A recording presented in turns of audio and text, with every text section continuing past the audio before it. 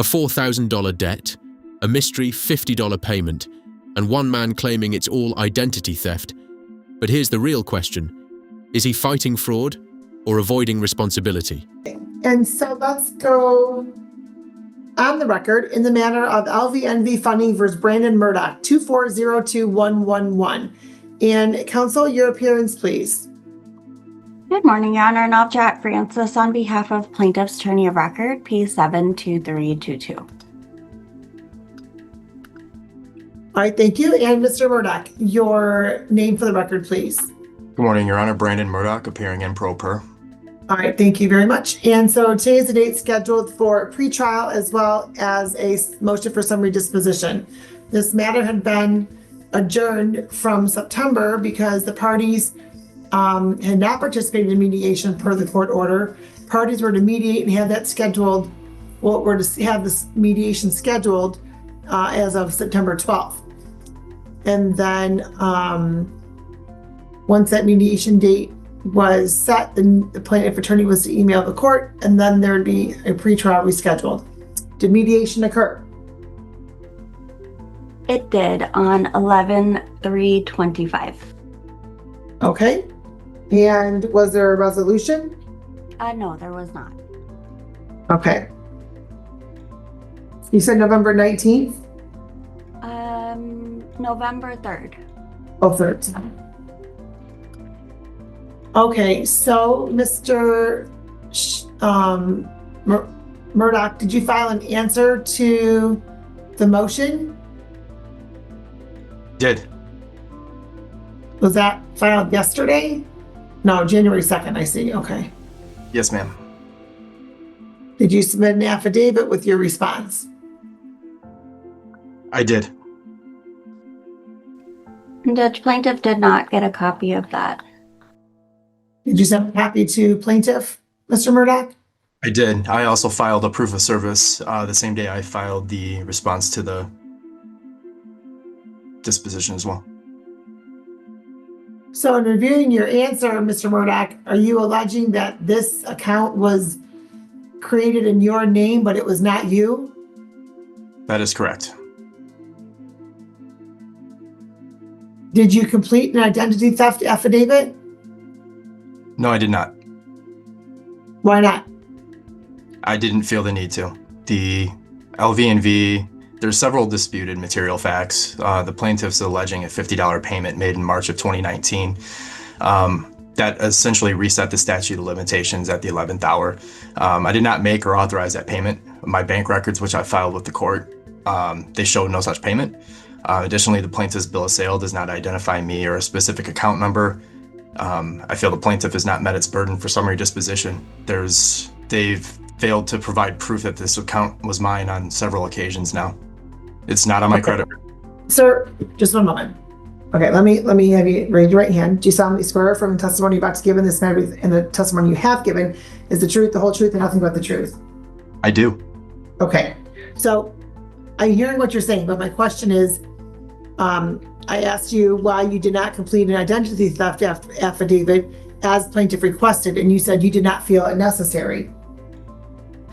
And that is because, why do you not find it necessary? If you're alleging it's identity theft, why do you find it unnecessary to complete identity theft affidavit for the plaintiff then to do their due diligence and investigation on their end to determine that aspect of it? I felt that their affidavit that they sent me over was just shifting the burden of proof. I didn't feel that it was valid, and I didn't feel that they failed to provide anything to me proving that this account was mine, and I felt that that was a tactic by them to try to have me admit responsibility to this account. At the advice of my attorney, I was told to not fill that out. Well, I don't have an attorney filed on your behalf. Did you have a retained attorney, sir? Not for this. I just consulted with one that I know personally about this case. Okay, so Ms. Francis, what does the identity theft affidavit look like? What does it request? I believe I don't have one in front of me. I believe it just requests his information. It requests a police report copy. It requests for him to maybe, I think, maybe provide some handwriting sample or something like that. I'm sorry, I can't think of it on the top of my head, but it doesn't ask him to admit responsibility for anything, Your Honor. It's just asking for information so that we can look into his requests or his allegations. And I think it asks when he believes the fraud happened, things like that. Okay, so sir, how do you find that shifts the burden? If you're alleging that it was not you and that somebody's used your identity, how is that shifting the burden to you by completing information that the plaintiff is requesting so they can do their due diligence to determine whether or not there was fraud or identity theft that occurred? In my opinion, it just showed the plaintiff lacked admissible evidence and they were trying to tie me to an alleged account. And I took the advice of somebody who deals with this on a regular basis and chose to not do it. LVNV funding is not an authority body, and I just didn't feel the need to do that. They couldn't provide proof of a payment. I didn't feel the need to provide them with any of that information. So you're making a claim of identity theft, and they have their procedure for due diligence to, on their end, gather that information to determine from their whether they believe that it's identity theft or not. They at least have that process by which they can do that. So I'm not sure, who is the attorney, sir, that you've spoken with? It's actually our acting city manager where I work. He is a registered bar attorney. Okay, where do you work? City of Hamtramck. Okay. And does the individual handle civil litigation disputes on a regular basis? He does. He does. In an attorney capacity or in a manager capacity? In an attorney capacity. So, counsel, I know you don't have the response, the answer to the motion for summary disposition, which was filed here, but so you'll have to get a copy of that. And Mr. Murdoch does indicate, and there's a proof of service that it was sent. What is the date that this account was opened, counsel? It was opened January 11th, 2015. And what's statute of limitations as it relates to this type of action? 6 years, Your Honor. So 6 years would have been 2021. No, statute of limitations is from the last activity on the account. Okay, so 6 years without that $50 payment that's indicated, the statute of limitations would have been 2021. No. There's also statements showing payments in multiple. Hold on. I was just scrolling through. There's multiple payments on the account. One is in June of 2017. Let's see. The last payment was $50 in 2019? Correct. What date? March 22nd. The statements included in our motion for summary show other payments as well. There was another payment October 2017, June 2017, December 2017. And counsel, does it show which accounts those were paid from? No, the statements just show the payment being made and being credited. many times people do it online. So it's just shows as a payment. Right. And it has So the reference if number. somebody's alleging identity theft, there's a way that you can determine from which account. This is where things get complicated. In court, claiming identity theft isn't enough. You need proof. And refusing to file a fraud affidavit, that can make your entire defense look weak, even if you're telling the truth. Those were paid. We cannot. They would have to provide that to show their accounts. So your client doesn't have a way to determine which account was electronically paid, if it was paid electronically? From which account? Correct. No. And does it indicate if these were paid by check or online? No, they just show as payments. Can your client determine whether it was paid by check or online? That would most likely they could determine that part. I believe that's part of the fraud investigation that would have occurred. Okay, However, so the statements did go to the same exact address where Mr. Murdoch does reside for all of those years, showing each and every payment and activity on the account.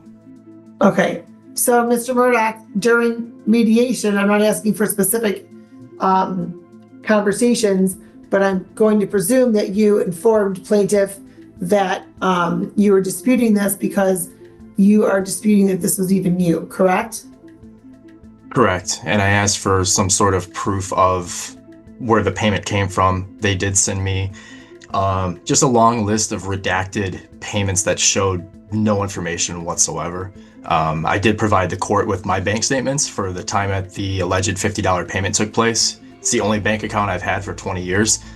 You can also see in that there was no $50 payment made to Synchrony, LVNV, or anywhere where they claim it would have went to. Okay, so did, and you sent that over in your answer to the summary disposition motion, correct? I provided that to the court only because it does contain confidential financial information.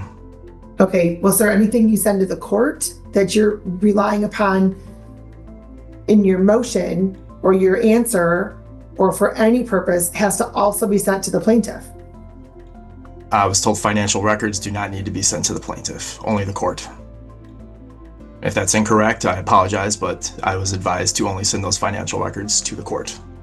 Well, sir, you're relying upon that as in support of your answer to the motion for summary disposition. So it has to also go to the plaintiff.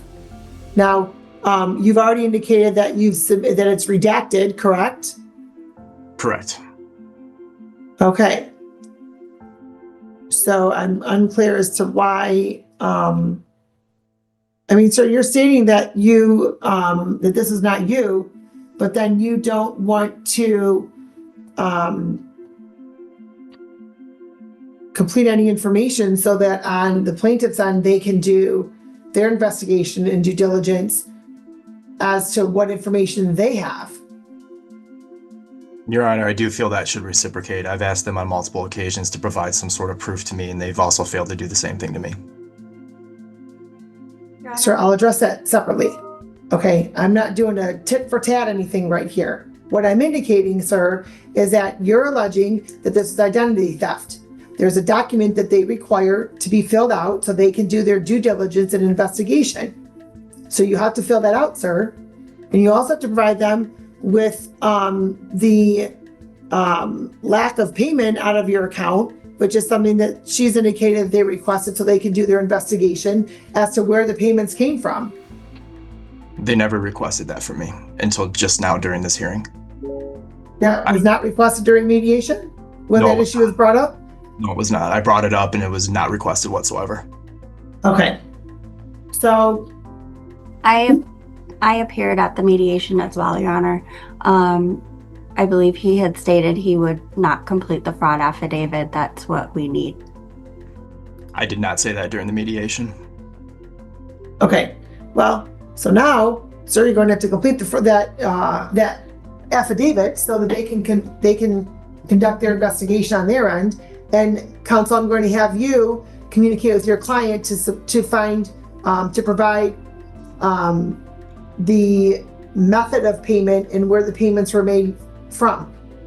And I know your client can, I'm positive your client can determine from which routing number, ACH, or what have you, if it was paid electronically. Your Honor, we would have to request that from the original creditor, so that does usually take a little bit of time. So if we could get enough time, then I'm sure we could get it. Okay. Okay, would 60 days be sufficient time to gather that information, counsel, from the original creditor? I would hope so. If you could Okay, give me one so moment, could I call the person that would know how long it would take? Okay, my other question before we do that is, once that ID theft affidavit is submitted, how long would that take to complete that portion? Usually about 60 days as well. Okay, so let's resume in 90 days then. That way, that will be enough time. Does that work for you, sir? That works for me. Okay. So we'll adjourn this to, let's do April 17th at 11 a.m. And I'm going to have you all in person. That way, if there's any documents that have to be exchanged, then everybody's in person to do so. And Judge, will the defendant as well send the bank statements that he provided to the court to plaintiff? Yeah, yes, I've indicated this as he's filed it with the court. He has to submit that also, and he's relying upon that in his motion. He has to also submit that to the plaintiff. Your Honor, I do have an issue with that, though. Okay, what is your issue with that, sir? My issue with that is if I provide them my bank statements, they now have the last four of my account number. It's been known in the past that LVNV has forged documents to prove ownership of accounts. I'm sorry. Whoa. I'm sorry. It's been proven where, sir? I mean, it's well known. LVNV has a horrible reputation for this sort of thing. I feel okay, that. Sir, let me just say this, okay? I am, you're stating it's well known. I'm not sure what you're speaking of because I have not, I don't have any of that information before me, nor do I have that information at all. Second of all, you are making a claim, sir, that this was not you, okay? So you've submitted bank statements with your pleadings to the court. What you submit to the court that you're relying upon in your pleadings must also be sent to the opposing party. Okay. My main concern is I've asked multiple occasions to show for them to provide proof where these payments originated from, and they've been unable to do so. I wouldn't be shocked if we meet in person. Now they're being ordered to do so, sir. Right, but they'll also have my bank account information, which they were never able to get before. And I wouldn't be surprised if now suddenly, magically, they can show that it came from my bank account. Sir, there will be a printout, whatever that may look like. And if their statement shows that it came from your bank account and your statement shows it doesn't come from your bank account, then there's clearly an issue somewhere. Correct? I would agree. Right. So that there would be a bigger issue for LVNV funding if there were fraudulent statements, evidence, or whatnot provided to the court. So I would presume that there would not be any fault. Well, I would expect that there would not be any false filings or pleadings submitted to the court, nor would there be any sort of alteration of any records.